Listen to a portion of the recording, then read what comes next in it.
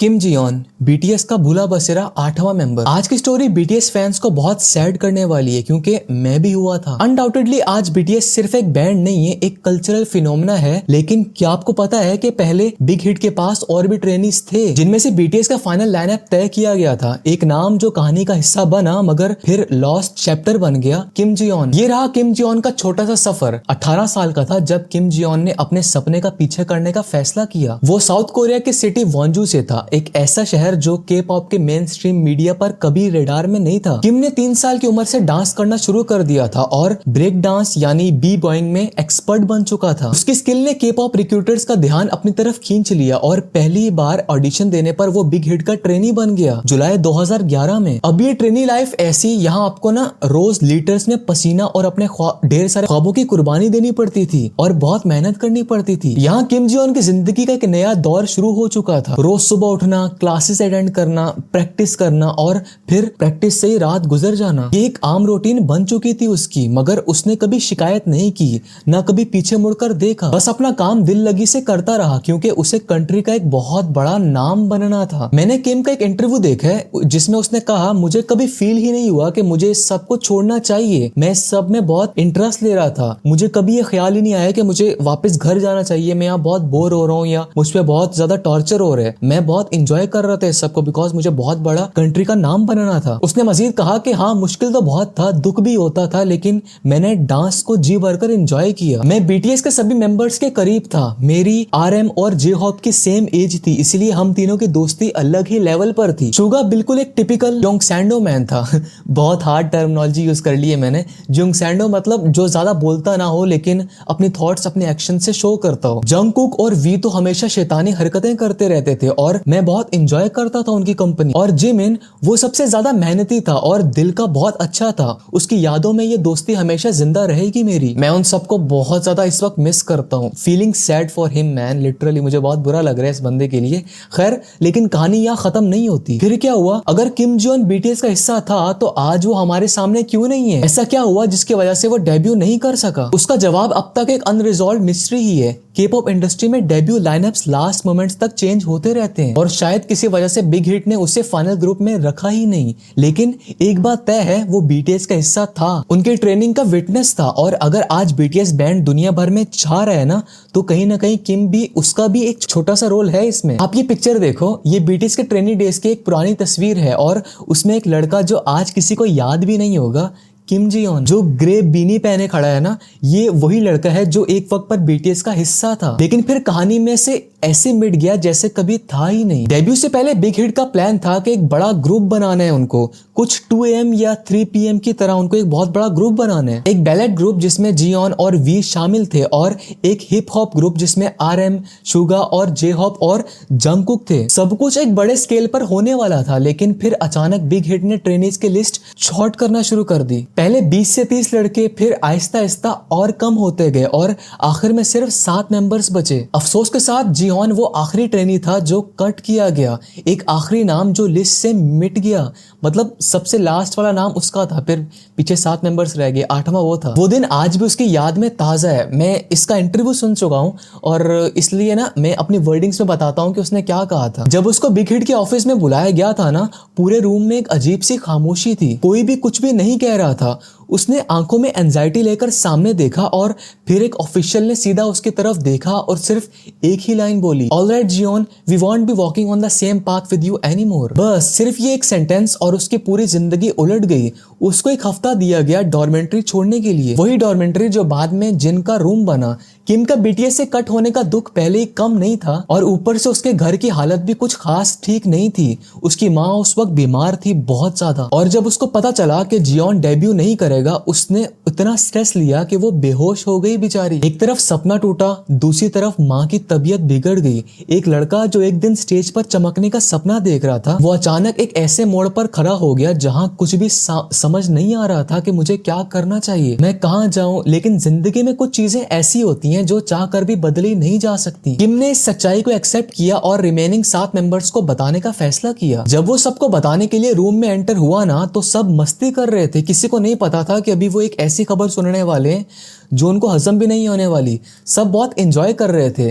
तो किम ने सबको बताया तो वहां कोई बहुत बड़ा इमोशनल सीन नहीं हुआ था, कोई ड्रामेटिक डायलॉग किसने नहीं बोला, बस एक अजीब सी खामोशी थी रूम में। सब एक दूसरे की तरफ देख रहे थे, जैसे समझ नहीं पा रहे हो कि ऐसा भी हो सकता था क्या। उसने सबके सामने मुस्कुराने की कोशिश की, लेकिन अंदर से उसका सब बिखर रहा था। किम कुछ भी नहीं बोला, वो अंदर से बहुत टूट चुका था और बस रूम छोड़कर बाहर निकल गया। अब वो बैग पैक करके वापस अपनी बीमार माँ के पास हमेशा हमेशा के लिए जाने वाला था। लेकिन जाने से पहले आखिरी बार वापस आया, सभी मेंबर्स के पास छुप के अंदर घुसा और सबको फ्राइड चिकन से सरप्राइज किया, वो ही जो सब मिलकर खाते थे हमेशा। जब वो वापस आया ना, तब किसी ने कोई इमोशनल बात नहीं की, बस एक सिंपल सवाल पूछा गया, आर यू ओके जियोन, तुम ठीक तो हो ना। लेकिन सच्चाई ये थी कि वो ओके नहीं था। ये एलिमिनेशन सिर्फ उसके करियर का दी एंड नहीं था, बल्कि उसके लाइफ का एक टर्निंग पॉइंट बन गया था। फिर बाद में उसका स्कूल जाना बंद हो गया, वो डिप्रेशन में चला गया, लगभग हाई स्कूल भी नहीं कंप्लीट कर सका। आप ये आरएम के साथ उसकी ग्रेजुएशन की पिक्चर देख सकते हो।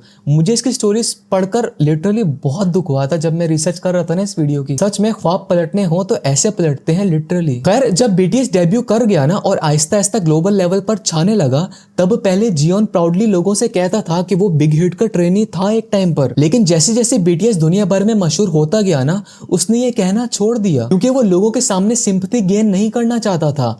आज की डेट में किम जियोन एक सिंपल लाइफ जी रहा है। कोरियन वेटरन हेल्थ सर्विस में एक गवर्नमेंट इंटर्नी है वो इस वक्त, और अपनी होम सिटी वॉन्जू में एक नॉर्मल जिंदगी गुजार रहा है। उसका एक यूट्यूब चैनल भी है बीटॉन के नाम से, लेकिन वो ज्यादा एक्टिव नहीं है वहां पर। अब आपके माइंड में सवाल आ रहा होगा कि क्या वो अभी भी बीटीएस से कांटेक्ट में है, तो जवाब है नहीं। फेम और बिजी स्केड्यूल्स ने उन सभी दोस्तों को किम जियोन से अलग कर दिया जो कभी एक ही डोर में एक फैमिली की तरह रहते थे। अब वो बस एक याद बन के रह गया, एक भूला बसेरा दोस्त जो किसी पुरानी तस्वीर में मुस्कुराता नजर आता था। जब उससे पूछा गया कि वो बीटीएस के फेम और सक्सेस से जेलस है, उसने बस एक ही जवाब दिया, मुझे उनके फेम या पैसों से जेलसी नहीं है, मुझे बस ये चीज बहुत तकलीफ देती है कि काश हम साथ रह सकते, हम बहुत एंजॉय करते थे, मैं ओल्ड डेज बहुत मिस करता हूँ। इतना पेनफुल एक्सपीरियंस होगा ना किम जियोन के लिए। I mean, जिंदगी में कुछ लोगों का नसीब होता है चमकना, और कुछ लोग बस पर्दे के पीछे छुप जाते हैं बेचारे। हार्डवर्क जरूरी है, मैं मानता हूँ, मगर सिर्फ मेहनत से ही सब कुछ नहीं होता।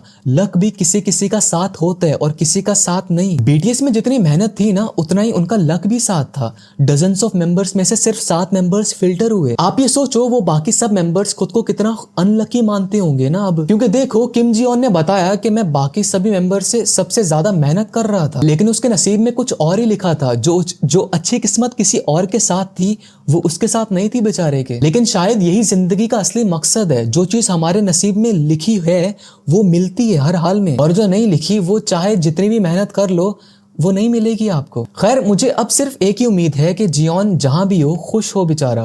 कहीं ना कहीं वो भी एक स्टार है, चाहे दुनिया ने उसको देखा हो या नहीं। एट दी एंड में यही कहूंगा कि जिंदगी सच में बहुत अजीब है ना। मतलब कोई दिन रात एक कर देता है, जान लगा देता है, लेकिन जो सपना उसने देखा होते हैं ना, वो कभी पूरे नहीं होते। और कोई मेहनत के साथ साथ बस एक सही वक्त, सही मौके और थोड़ी सी किस्मत की वजह से उस जगह पहुंच जाता है जहां उसने कभी सोचा भी नहीं होता। बीटीएस दुनिया के सभी मेहनती ग्रुप्स में से एक है, इसमें कोई शक नहीं है। उनकी कहानी सिर्फ चमक धमक और अवार्ड्स की नहीं है, बल्कि उन रातों की है जब नींद तक नसीब नहीं होती थी इनको, उन दिनों की जब जेब में एक पैसा भी नहीं होता था, और उन लम्हों की जब एक गलती करियर खत्म कर सकती थी। हर चीज के लिए उन्होंने जान लगा दी थी, हर दुख सहा, हर चैलेंज एक्सेप्ट किया, हर मुसीबत बर्दाश्त की, बहुत कुछ सहा इन लोगों ने। और जो आज हर जगह उनका नाम गूंज रहा है ना, वो किसी तोहफे की तरह उनको नहीं मिला, वो उनकी लहूलुहान मेहनत का नतीजा है। लेकिन सच ये भी है कि सिर्फ मेहनत से ही सब कुछ नहीं मिलता। अगर सिर्फ मेहनत का खेल होता ना, तो हर सपना देखने वाला इंसान आज स्टेज पर चमक रहा होता। हर वो बंदा जो रात भर जागकर अपनी स्किल्स इंप्रूव कर रहा है,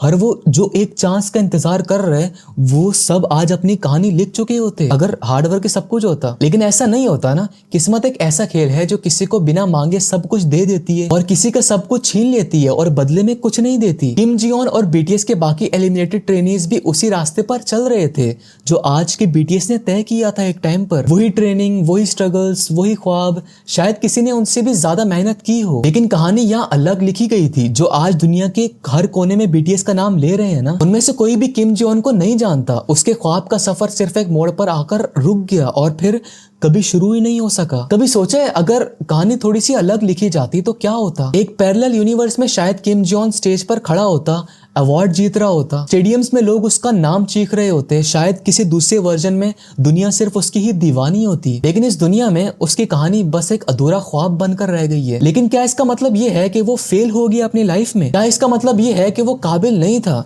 बिल्कुल नहीं। पर स्टिल सच तो ये है कि जियोन सिर्फ एक आम इंसान नहीं है, बल्कि हर उस बंदी की कहानी है जिसका ख्वाब अधूरा रह गया था, जो एक मंजिल के इतने करीब था। मतलब 8वां मेंबर था वो एलिमिनेट हो गए, पीछे 7 मेंबर्स रह गए थे। मतलब जो एक मंजिल के इतने करीब आया लेकिन फिर भी उस तक नहीं पहुंच सका। ये सिर्फ एक ट्रेनी की कहानी नहीं है, ये हर आर्टिस्ट, हर म्यूजिशियन, हर एक्टर, हर इंसान की कहानी है जो अपनी कोशिशों के बावजूद वो एक मौका नहीं पा सका जो उसकी जिंदगी बदल सकती थी। लेकिन जिंदगी सिर्फ एक कामयाबी की कहानी नहीं होती। कामयाबी सिर्फ तब नहीं होती जब दुनिया तुम्हारी तारीफ करे। कभी कभी खुशी किसी और चीज में होती है जो हमने सोचा भी नहीं होता। किम जियोन आज एक ग्लोबल स्टार नहीं बना, लेकिन इसका मतलब ये नहीं है कि वो जिंदगी में खुश नहीं रह सकता। शायद उसके नसीब में एक ऐसी जिंदगी लिखी हो जो बिना फेम और प्रेशर की थी, जिसमें वो सुकून से जी सकता था। तो इसीलिए एट द एंड में यही कहूंगा कि जब हम बीटीएस की कहानी सेलिब्रेट करते हैं ना, तो उन लोगों को भी याद करना चाहिए जो उनका हिस्सा बन सकते थे पर नहीं बन सके। उन टूटे ख्वाबों को नहीं भूलना चाहिए, क्योंकि सिर्फ वही कहानी नहीं होती जो दुनिया को नजर आती है। कहानी उनकी भी होती है जो पर्दे के पीछे रह जाते हैं। और सच ये है कि चाहे दुनिया तुम्हारा नाम जाने या नहीं, हर सपना देखने वाले की कहानी मायने रखती है। भाई मुझे बहुत बुरा लगा इस बंदे के लिए। आप मजीद इसके बारे में यूट्यूब पर पढ़ लेना, आपको वीडियोस डिफरेंट मिल जाएंगी किम जियोन की। और मैं रेकमेंड करूंगा कि आप ये वाली वीडियो जाकर देख लो।